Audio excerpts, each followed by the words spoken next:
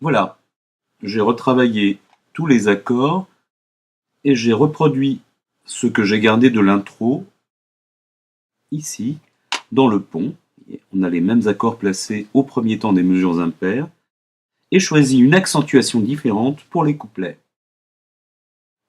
que j'ai refaites ici. Maintenant, je trouverais intéressant, vu la forme d'onde du son, vous voyez ce son qui est très fort puis en décrescendo, d'inverser certains de ces accords. Et je vais choisir de garder dans l'introduction et dans le pont les accords dans le bon sens et d'inverser une partie des accords dans les couplets. En fait, je vais inverser le premier, le deuxième, le quatrième et le cinquième accord de chaque couplet. Pour cela, je vais utiliser un effet. Aller dans la barre des menus à Effets. Un menu déroulant s'affiche.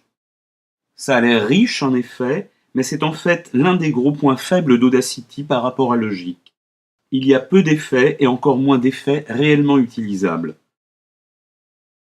En tout cas, on va trouver un inversé sens qui fonctionne bien. Retournons à la fenêtre de travail. Je vais d'abord zoomer sur la partie sur laquelle nous allons travailler.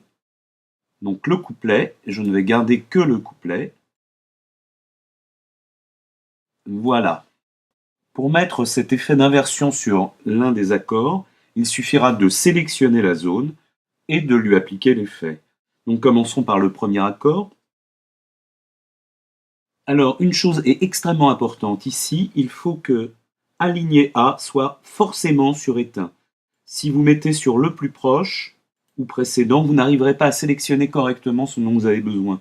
Donc vérifiez bien que vous êtes sur éteint.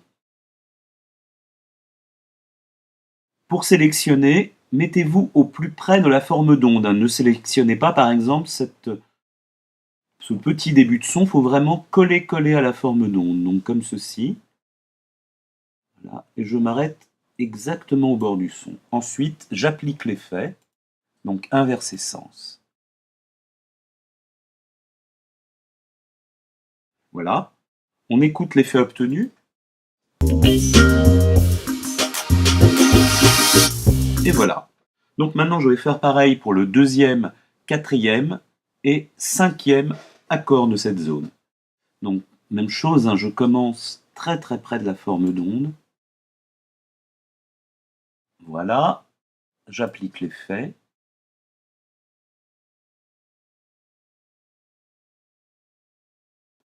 Donc, vous voyez, on va avoir deux formes d'onde inversées, ce qui va créer un son particulier au milieu exactement du couplet. Je fais pareil pour le quatrième.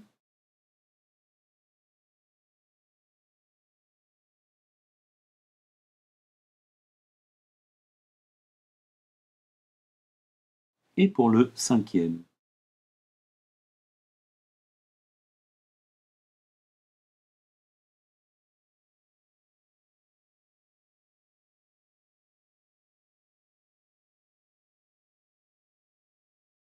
On écoute ce couplet.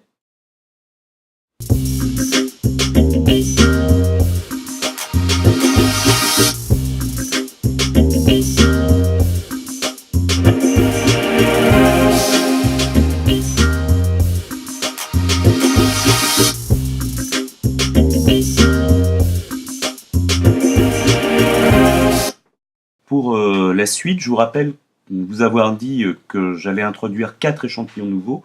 Donc avec 3 autres échantillons, je vous montrerai d'autres types de modifications qu'on va pouvoir appliquer sur les échantillons.